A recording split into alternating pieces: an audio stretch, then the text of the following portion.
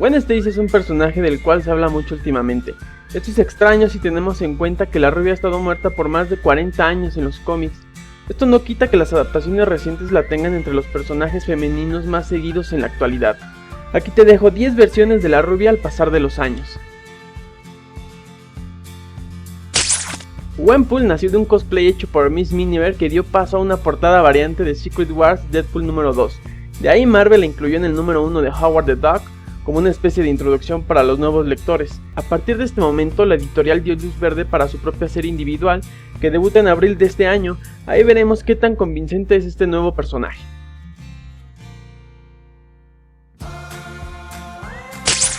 En esta famosa serie de la década de los 90 vimos por primera vez un puñado de Spider-Man de otras dimensiones. En una de ellas existía un Peter Parker millonario.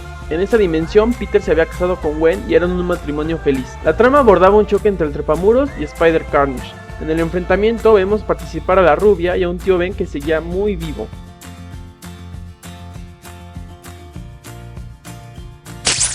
La actriz Bryce Dallas Howard interpretó a Gwen Stacy en la tercera parte de la saga de Sam Raimi, generando opiniones mixtas. Si bien es cierto que para ese entonces el personaje no había sido tanteado en otros medios, lo que se ve en la película dista mucho de lo que pasa en los cómics. El inestable guión firmado por Sam Raimi ponía a Gwen como novia de Eddie Brock, hecho que enfadó a más de uno. Aparte de su pésimo desarrollo, la chica queda fuera de cámara en la recta final de la película. Era obvio que no pensaban adaptar su muerte en ningún momento de esta saga.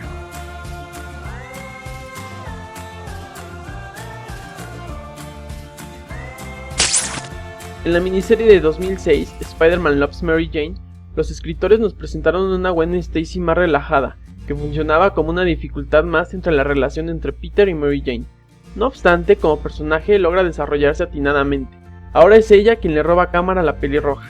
Las ilustraciones de Takeshi Miyazawa rompen con el esquema clásico de Marvel y dotan a la rubia y al resto de personajes de un aspecto mucho más juvenil del que estamos acostumbrados.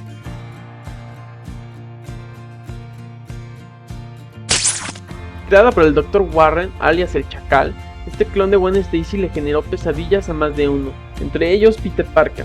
Debutando en el Amazing Spider-Man 142, esta nueva Gwen Stacy se negó a aceptar que ella era una réplica. A partir de ese hecho surge la primera y valiosa saga del clon. En el momento en que la Gwen Stacy original murió, muchos lectores quedaron decepcionados e inclusive lanzaron amenazas al equipo creativo. Stan Lee, quien era editor en aquel entonces, dio luz verde a Jerry Conway para crear a este clon, y de alguna manera dar gusto a quienes pedían a gritos el regreso de la rubia. Más tarde se desviaría el argumento principal del personaje y se le pondrían en historias realmente malas. La vimos por última vez en aquel espectacular número de Scarlet Spider número 20.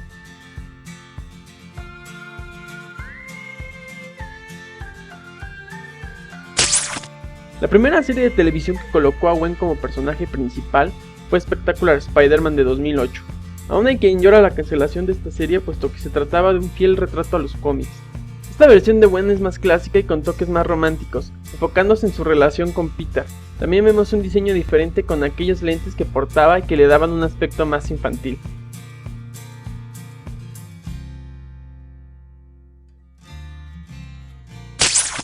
La Gwen del universo Ultimate era muy diferente a la versión original de Amazing.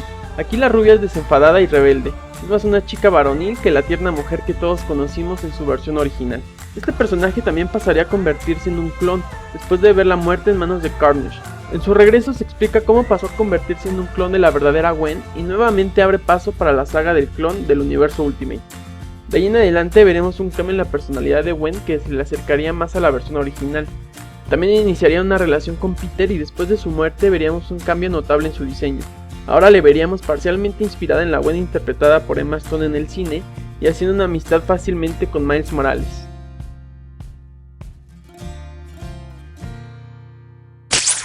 Tras la buena recepción del personaje en el evento de Spider-Verse, Marvel decidió darle una serie individual al personaje de Spider-Woman que tenía a Gwen como protagonista.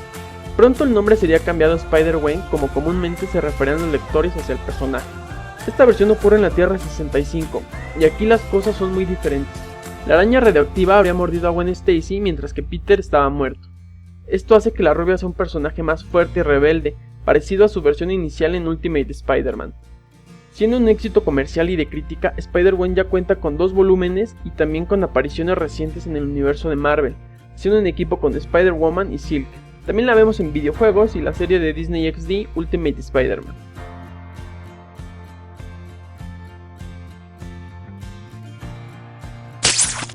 En el momento en que se hizo oficial que Emma Stone encarnaría a Gwen Stacy en el reinicio de Spider-Man, la actriz hizo su primera aparición ante las cámaras con su nuevo look, una calca del diseño de John Romita. Ahí nos dimos cuenta que había nacido para el papel. Indudablemente la Gwen Stacy de Emma Stone fue lo mejor que nos dejó la saga comandada por Mark Webb. La actriz no solo moldó el personaje a su antojo, también revivió la fiebre por la rubia, intentando ser lo más fieles posibles a sus historias.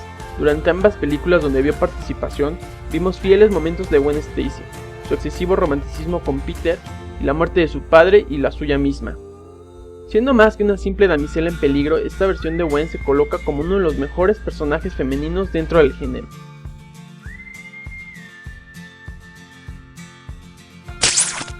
Es cierto que Gwen Stacy fue obra de Steve Ditko, pero fue John Romita quien la encumbró y la colocó como el amor más puro de Peter Parker.